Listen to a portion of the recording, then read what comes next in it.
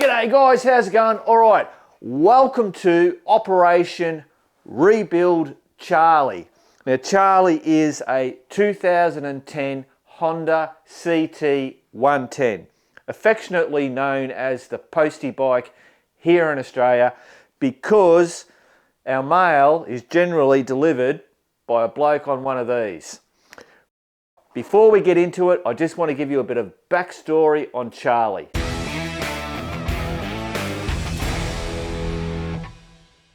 So the backstory is I bought Charley along with Tango back in 2012. He was only two-year old. Bought him at the auction. So what happens is Australia Post, they use them for X amount of time. They get a certain amount of bloody kilometres on them and then they just get rid of them. They go to the auctions and then they get sold off. So I got him for $1,265. Can you believe it? Crazy. You're hard up to get one for under $3,000 today. Right, so what I did was stripped him all down, gave him a respray. Here's some footage of the end result of when I first did that spray paint job on him many years ago. He came up an absolute bloody treat.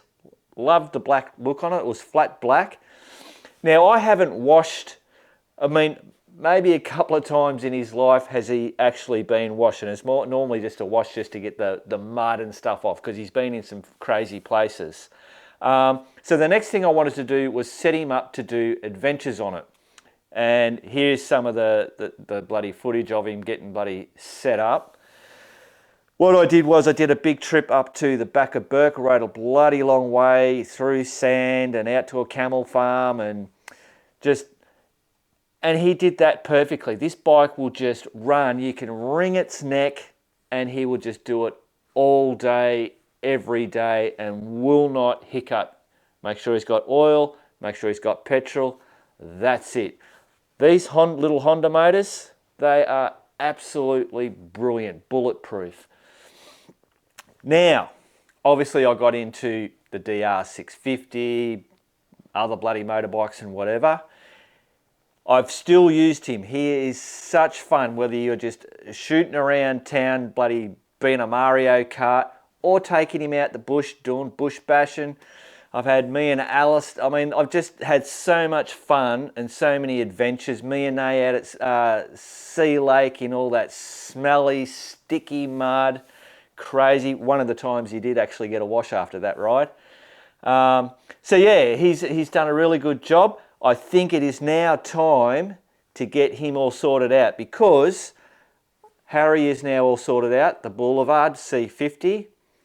Max is all sitting pretty and he's all bloody happy chappy. Obviously Whiskey is all perfectly good and Tango is sitting there all happy as well. So time to get bloody Charley back up to scratch. Rightio guys, so you're saying that's all bloody great and well, Mark, but what is the plan? As per usual, I start off with a plan, but it can change as things evolve and whatever. That's whenever I do a bike build or a bike, it's not really a build, is it?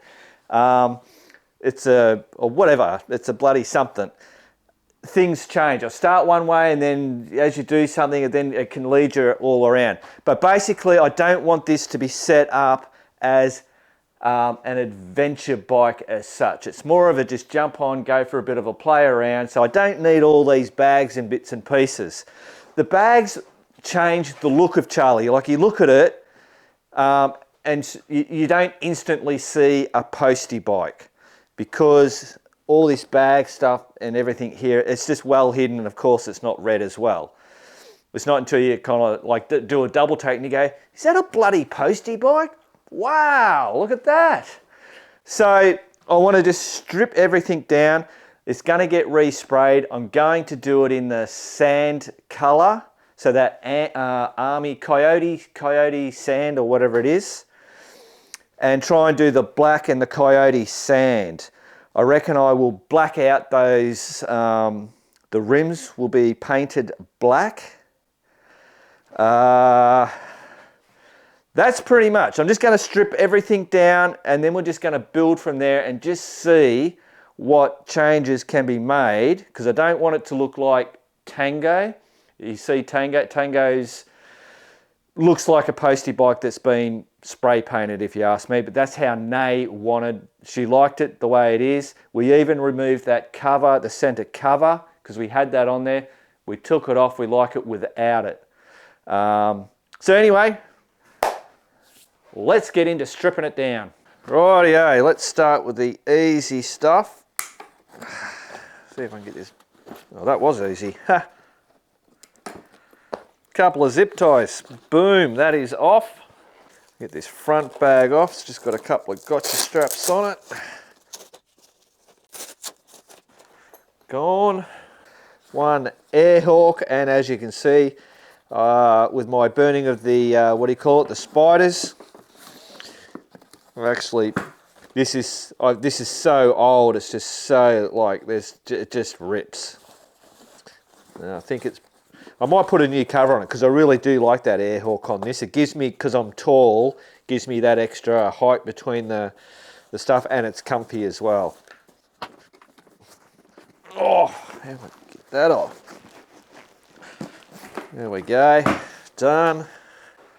Righto, see if I can get these side bags off. So these bags, as you saw in those photos, these were actually black and they've just faded to that.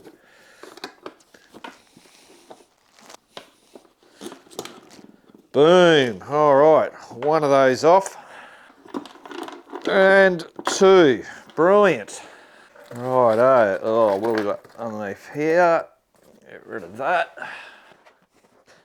Like we've got some bolts that have already bloody come out look at that, shit. It's all right. Righto, need something on the other end of that. Right, I think I got it. Oh, they're a bit of a hassle, these two little bolts at the back, so that should just ready. Here we go, boom, look at that, done. Right, now before I go too far, I'm gonna make sure I keep all my nuts, bolts, washers. I have a big tin over there that all the stuff left over, and it's, I don't know how many times I go tip it all out, and there's always a bolt, a washer or a nut or something that I can use. I don't have to go to Bunnings and buy a bloody new one. So I've learnt to do that and it works really, really well. I'll tell you what guys, nothing was ever going to bloody fall off. Right, so just to show you guys, so that's the bag that's not on the front. So that's just like a bloody water thing, most probably a 5 litre, or would have that been a 10? Doesn't matter, but these side bags, that's just a 5 litre jerry can. Obviously cut the top off, sits in there, keeps the bag from all just crumpling up. Worked really, really well.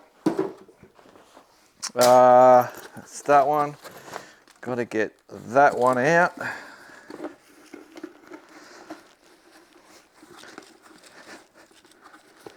The bags are actually just like those army canvas bags.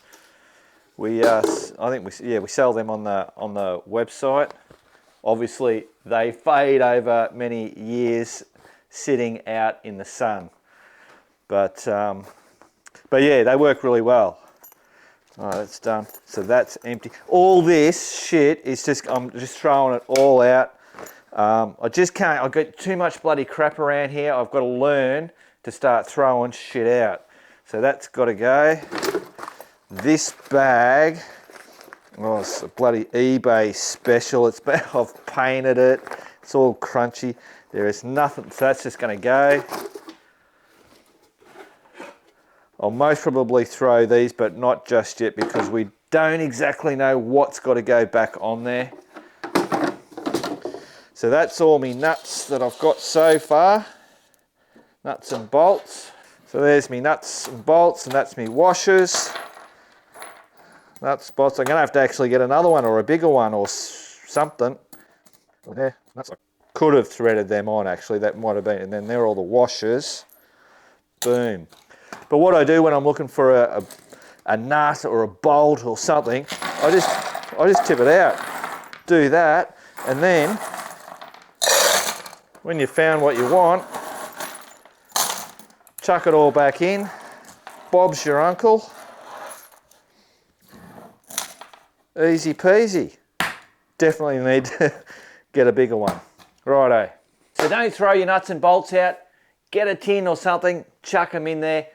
Down the track, they always come in handy. Now these bags here, in actual fact I hit this on a tree, and one of them's bloody ripped out. These had 10-litre jerry cans in them, so they came out a lot wider.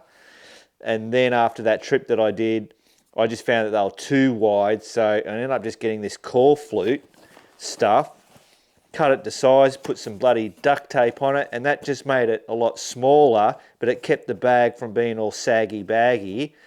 Yeah, so that's another option, just using the core flute.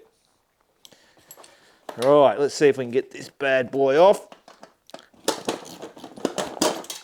Boom. That one is off. Brilliant. I've still got another one there. Oh, I might put that one back in. Oh, just to hold it there. Tell you what, guys, there's something to be said for nuts and bolts holding metal and stuff together as opposed to welding things. You know, in things like this, you can get a lot of vibration and stuff like that. The welds and stuff, you can have them break on you. But when it comes to the nuts and bolts, if I could get this bastard back in there, come on. What the hell? Hang on. I know what the problem is. Short lookers. Get that there and there. There we go. Now we're talking. Get a spring washer. Spring washers, brilliant. If you've got a spring washer on, your nut won't bloody come off. Or it won't vibrate off. And this whole setup is testament to this all bloody working. Brilliant. Righto guys, I reckon I've got all these bags off. Boom. Done. Just gotta take these out and then that whole thing, because I don't want those on the back. So now this should come off. Boom.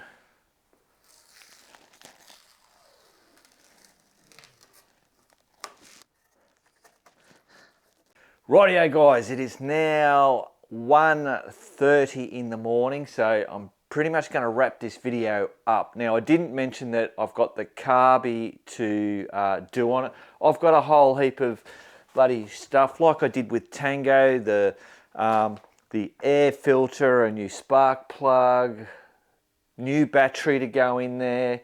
There's the carby to rebuild, fork seals, all that's going to get done in this rebuild obviously. I just want to see if I can start him because it's been ages. Let's just have a go and then we'll finish the video. Right, so, get rid of that.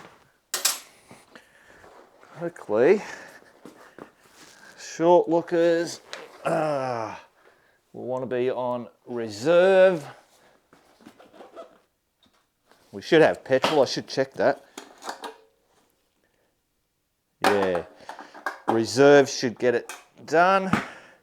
Turn the key on, the battery's flat, make sure it's on run. As for the choke, I'm not too sure. Let's see what happens. Oh, man, that's stiff. Not a bloody thing. Zip. Wow.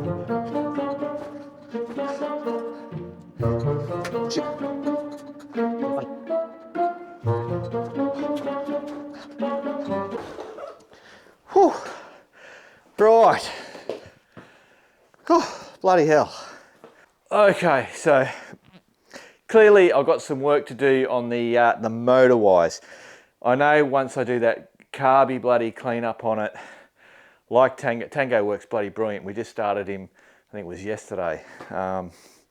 And I got Nay to do it, and Nay actually kicked him over and got him going. Took it 5 kicks, and that was because she wasn't kicking hard enough. Shut up, Mark.